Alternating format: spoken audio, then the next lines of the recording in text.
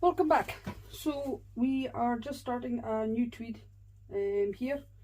This is all just being done with the yarn of the old or the previous tweed to check that everything's okay and that. Now this tweed is quite special because it is a heavyweight tweed. So it is a thicker yarn than what we normally weave with. Now because of that I have to change this short wheel here. So it's a wheel like that.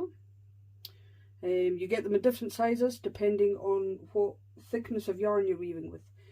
Now the shot is this, the weft yarn that goes back and forth, known as a shot, and we weave with a certain number of shots per inch. So if you take a magnifying glass, an inch square, and count the weft ends, that will give you your shots per inch. On the last tweed I was weaving with 21 shots to the inch, and this one I'm going to be weaving with about 16 because the yarn is a lot thicker. And as how this works, this cog connects to this one, and in there, which you can't really see, but when I take it apart I'll show you, there's another cog which connects to this bigger one. This big cog here connects to this prickly roller, so called because it's like the back of a cheese grater with the wee zester on it. And it will happily take the skin off your fingers in the same way. And as you weave, you put the shot in, the loom will start turning over, this beater comes forward, hits the cloth, and all of this moves forward a little bit. So this roller just turns a wee bit, and how far it turns is governed by the shot wheel. So we're going to change that, and we'll do that now. So there's a split pin in there, and then this nut here.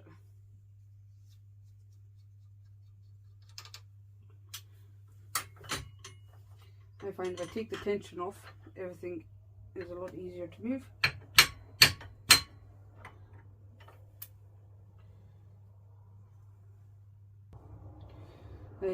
So that's the old shot wheel.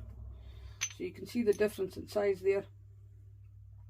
So because that was bigger, it will move less, or this won't move quite as much. So for every inch you can get more weft ends crammed in there, whereas this will cause it to move forward more each time and you get fewer weft ends in there. So that's the old shot wheel. Now if I just put the new shot wheel straight on here, it's not going to connect to anything, and that's the wee connecting block there, and there's a key that sits on this. So it sits in there, and that holds this in place, so it doesn't slip on this shaft. So you can see the key in there, and so it won't slip. So we need to adjust this now, so that when it sits in there, it connects to this cog here.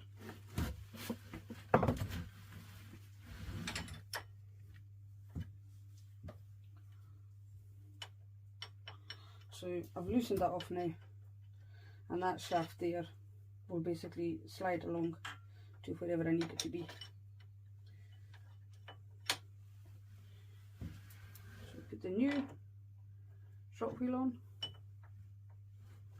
and then we want to make sure it actually connects to this cog wheel, but we don't want it to be really tight. You always want a small gap so that it can turn freely. And then tighten this back up.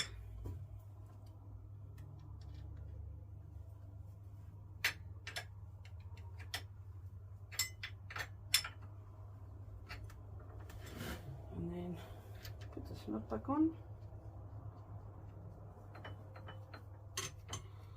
And this just needs to be hand tight. Split pin back in, just in case everything comes loose. And that's it. So as I'm weaving, this moves forward like that. So I don't know how much or how well you can see it. In fact, if I put a chalk mark there, does that help? So as that comes, it just moves it forward. And that's it. And then I need to go and make some patterns of the same yarn as this. This is going to be a plain 12, and then we'll get on with some weaving.